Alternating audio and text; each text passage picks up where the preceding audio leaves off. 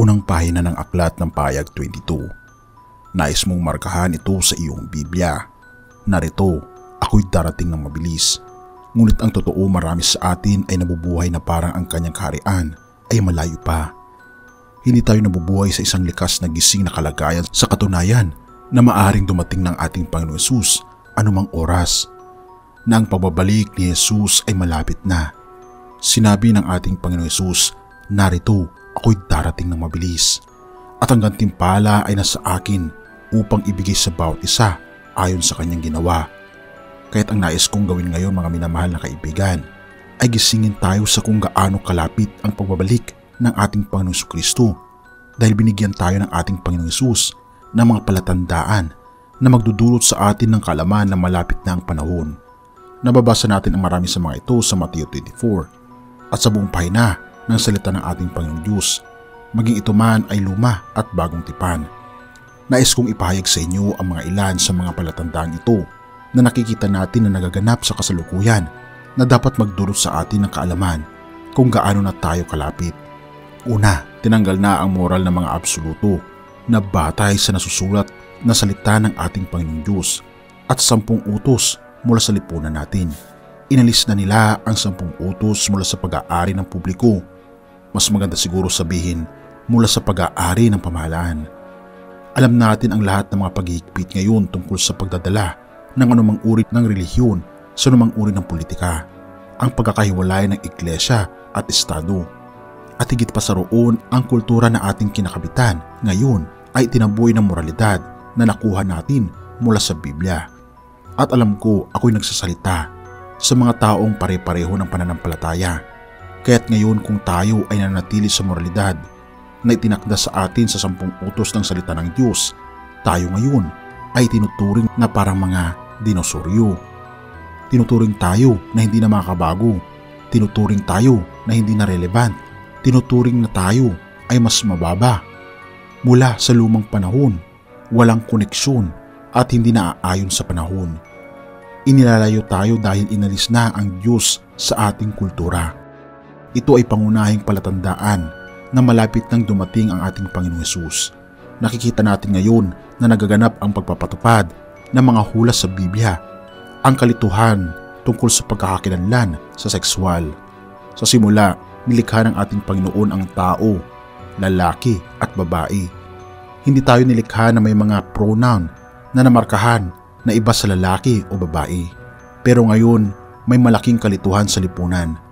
Ang mga tao ay hindi natutukoy ang kanilang pagkakakilanlan batay sa kung paano sila nilikha. Sila ay pumipili kung anong pagkakakilanlan nila sa sexualidad, anuman ang kanilang mga pisikal na katangian. Ito siyempre ay nagdudulot ng labis-labis na pinsala at kalituhan. At ang kalituhan at kaguluhan ay pangunahing manifestasyon ng kaharian ng kadiliman. Ang kalituhan na ating nakikita sa lipunan ngayon, minamahal kong mga kaibigan, ay bunga ng malapit ng pagdating ng ating Panginoong Diyos, na ang banal na espiritu ay nagsisimula ng umatras upang ang kalaban ay magpatupad ng gulo sa mundo, upang ang Antikristo ay bumangon at inihahanda ang daan para sa pagbabalik ng ating Panginoong Hesus. Isa sa mga pinakakaibang mga propeta sa Hebreo na makikita sa Lumang Tipan ay si Propetang Daniel. Si Daniel ay nag-usisa sa atin tungkol sa mga palatandaan ng panahon bago dumating ang kaharian ng ating Panginoong Diyos. Sinabi niya sa atin kung ano ang mangyayari sa dulo ng panahon. Isa sa mga bagay na nakita ni Daniel ay ang paglipanag ng impormasyon at kaalaman sa buong mundo. Isipin mo ito, nang buhay si Daniel, mabagal ang mga pangyayari. Ibig kong sabihin, ang mga tao ay nagtutuloy-tuloy na mamuhay sa parehong paraan daan-daang taon. Gumagawa sila ng apoy. Kumakain sila ng kanilang pagkain sa ibabaw ng apoy. Kinukuha nila ang kanilang pagkain mula sa kanilang mga hayop at sa mga gulay at prutas na kanilang itinanim. Oo nga, sa panahon ni Daniel, wala pang mga sistema ng koreo. Lahat ng mga sulat ay maaring ipadala ng personal na tagapagdala. Pero ibig sabihin, mabagal ang pag-usbong ng kaalaman. Ang mga malalaking pag-unlad sa agham ay pangunahing naganap sa mga nakaraang 200 years. Pero nakita ni Daniel na sa dulo ng panahon, magkakaroon ng malalaking pagbabago sa dami ng impormasyon at kaalaman na tatakip sa mundo.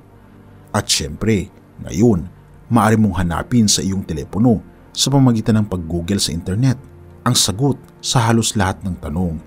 Hindi mo alam ang sagot sa isang bagay. Paano ito gawin? Di ba't isa-search mo na lang sa iyong telepono? Ang kaalaman ay nasa dulo ng ating mga daliri.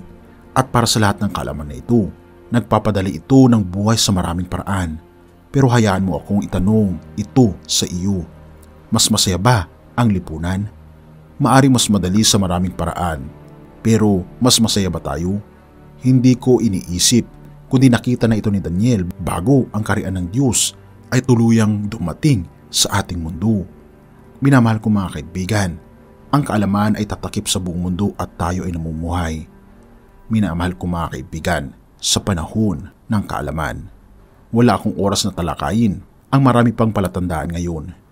Pero isa sa pangunahing mga palatandaan na nakikita natin ngayon ay ang katotohanan na binalaan tayo ng ating Panginoon Hesus sa Mateo 24 na sa mga huling araw ay magkakaroon ng maraming peking Kristo at peking guro na magdadala ng marami at ilalayo ang mga mananampalataya sa ating Panginoon Hesukristo. At sinabi ni Jesus na kung maari ay kanilang madadaya pati ang mga hinirang. Nais kong malaman ninyo ngayon na ang mga panahon ng kasulatan na dapat nating paniwalaan ay nasusulat sa salita ng ating Panginoong Diyos. At ang nasusulat na salita ng ating Panginoong Diyos ay nagsasalaysay tungkol sa pagsisisi, kaligtasan mula sa kasalanan. Purihin ang ating Panginoong Diyos. Bakit? At ang pag-aalay ng ating buhay ng buong buo sa ating Panginoon at Haring si Jesus. Bakit? Dahil malapit na siyang bumalik. Mahal ka niya, minamahal kong kaibigan. At nararapat lamang na tayo ay magpasakop sa Kanya. Purihin ang ating Panginoong Diyos at salamat kaibigan sa iyong panonood. Tayo'y manalangin. Ama naming banal, makapangyarihan naming Diyos, kami po'y lubos na nagpapasalamat sa inyo dahil sa kaalaman at karunungan na aming pong natamo. Na malapit na po kayong dumating mula pa Panginoon sa panahon ni Daniel ay binabanggit niya na ang patungkol sa aming panahon. Kaya naman Panginoon, ito na ang nararapat na panahon na aming pong isinusurrender ang aming buong pagkatao sa inyo. Tulungan kami Panginoon at gabayan sa lahat ng aming mga ginagawa araw-araw upang sa ganun maging kaaya-aya po kami sa inyong banal na harapan. Purihin ka o aming Panginoong Diyos at patawarin po kami sa lahat ng aming pagkukulang at pagkakasala pagkat ito ay aming samot hiling sa matamis na pangalan ng aming Panginoong Hesus. Amen.